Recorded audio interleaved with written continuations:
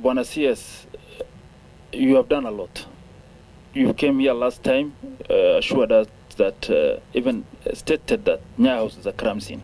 You went there yourself, we saw. You've asked for some help.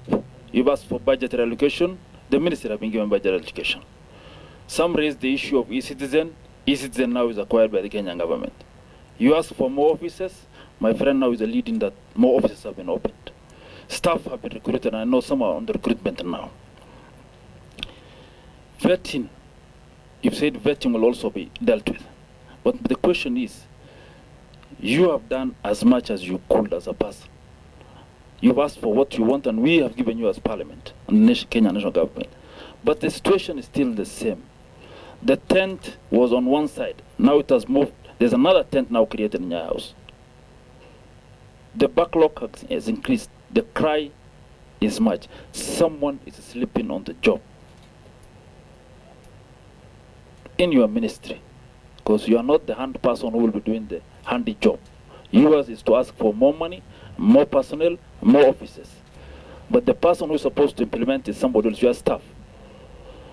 You've told us on the issue of corruption you have dealt with. You prosecuted 17. That is one bit of the aspect. Can you allude to us that there's a problem of implementation in your office? Someone is sleeping on the job. If it's there, who is it? So that the Kenyans can know who is sleeping on that job. Thank you. We didn't have money the other time. You yourselves are witnesses. Now we have money. So I cannot come here in the committee and pretend that we don't have money. But still the problem is there. That's also a reality. And when we engaged the suppliers, worldwide by the way, and I have assigned the National Intelligence Service of Kenya to support us, because as minister I'm unable to travel as the internal security minister. So the NIS have been supporting us, because again the possibility of tender wars and other nonsense clouding the whole national exercise is very real, and we've made a lot of progress. What the suppliers are saying, and that I'm now answering one of the last issues, but I'll answer all of them. The suppliers are not saying we will not get out of the problem. They are saying not, as we want the solution today. They are saying no, because there's a backlog, the demand is rising, we have supply chain, we can only supply these pieces per because there's a process. There's what we call an originating file, which now is available to the new suppliers. Then they manufacture something which is like a template, and then there's a whole process, and there are limitations. They are saying to be able to bring the situation in normalcy, and I'm talking about something that we discussed last week.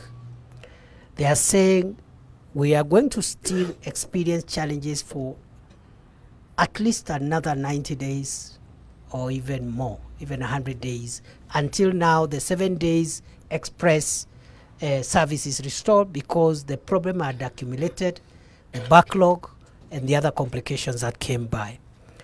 And I hold the country a duty of truth. One of the members, I think, said we need to communicate to the country, and I agree that the picture that we are presenting at Nyayo House is actually disrespectful to the people of Kenya to come there and spend the day there, the whole day, a crowded place, no meals, some young children there, lactating mothers. It is not right. We must, even as we tackle this problem, which I'm saying, I cannot promise it will end tonight, but it's in sight, because the fundamentals have been are in place. It's only now the clearing of backlog and the other things I've said about supply chain. We will find a way of stopping that crowding from next week somehow. Yeah, we better tell the people of Kenya the truth. Yeah, it's nothing secret. If you cannot get your passport today, we tell you we don't have it. The rest of it is okay. If Kenyans want to express their dissatisfaction, it's also their right to do so, rather than the picture we're having there. I agree, the corruption issues are still rampant there. And I have told all my colleagues there, we will have to clean up the place. We have begun somewhere, but we are not yet there. We've begun, but we are not yet there. We have a real problem.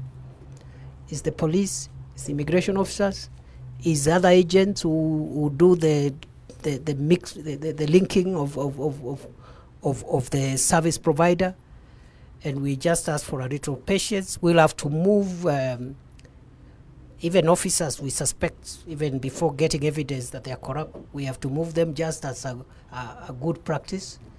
We have moved the procurement.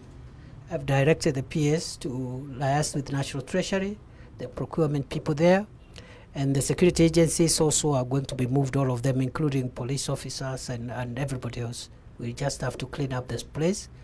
Maybe you can give us another 10 days to complete that exercise, then you can go and verify for yourself.